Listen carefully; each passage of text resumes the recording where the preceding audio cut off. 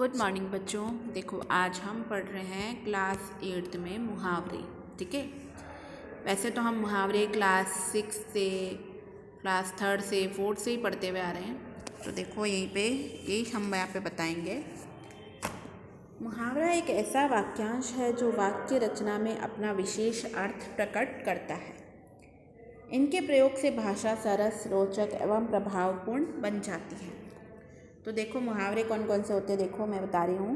प्रश्न 1 है दांत खट्टे करना, यानी मुहावरे का अर्थ क्या है। अब अर्थ क्या है वो बताना है हमें। तो अर्थ है यहाँ पर परास्त करना, दांत खट्टे करना यानी कि परास्त करना। ओके, फिर देखो सेकंड है 9 2 11 हो जाना। इसका अर्थ क्या होता है? इसका अर्थ होता है भाग जाना, है ना। देखो मुहावरे जो है हमें क्या होते हैं, इस तरह इसमें भी पूछे जाते हैं, ऑप्शंस वाले में भी, और केवल अर्थ लिखने को भी पूछा जाता है। और कभी कभी ऐसा भी पूछा जाता है कि मुहावरों के अर्थ लिखिए और साथ में वाक्य में प्रयोग भी कीजिए, है ना।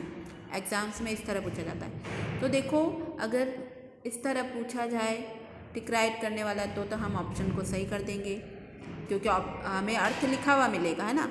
सेकंड है निम्नलिखित मुहावरों के अर्थ लिखिए। अर्थ लिखना है तो मन मोह लेना यानी क्या होता है, आकर्षित करना।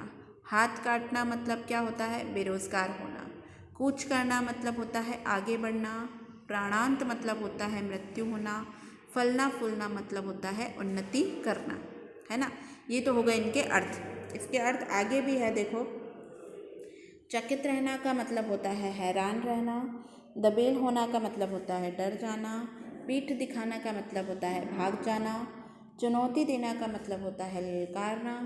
फप्तियाँ कसना का मतलब होता है व्यंग करना। हक्का बक्का करना का मतलब होता है हैरान होना। मुंह खोलना का मतलब होता है भाग जाना, मुंह खोलना का मतलब होता है मांग करना। तनाव में आने का मतलब होता है गुस्सा करना। दबे पाँव लौटना मतलब चुपचाप वापस चले जाना। कमर कसना मतलब तैयार होना। देखो ये तो है इनके अर्थ हैं। अब देखो इसके आगे क्या है कि हमें पूछा जाएगा कि मुहावरों का अर्थ लिखकर उनका वाक्य में प्रयोग कीजिए, है ना। तो प्रयोग इसमें दे नहीं रखे हैं, देखो मैं आपको मुँह से बता देती हूँ। प्रयोग में क्या होता है, हमने अर्थ तो लिख दिया, अब उसका जैसे वाक्य में प्रयोग करना है। जैसे कि हवाइयाँ उड़ना, हवाइयाँ उड़ना का क्या दे रखा है, घबरा जाना, है ना। तो इसका हम वाक्य में प्रयोग कैसे करेंगे। रमेश अपनी प्रिंसिपल को देख करके उसकी हवाइयाँ उड़ गई, यानी वो प्रिंसिपल को सामने देख करके क्या हो गया, उस घबरा गया, है ना। इसी तरह हमें बनाना आता है, जैसे कि कान खड़े होना, कान खड़े होने का क्या होना है, सतर्क होना।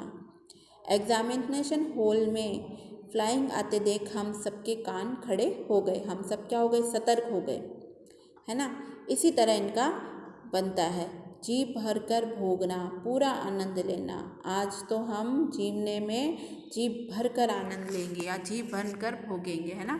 तो इसका मतलब होता है खाने का पूरा आनंद लेना, है ना। तो इसी तरह जो होता है क्या है, वाक्य में प्रयोग किए जाते हैं। ठीक है, तो आपको ये अपनी नोटबुक में कर लेने हैं।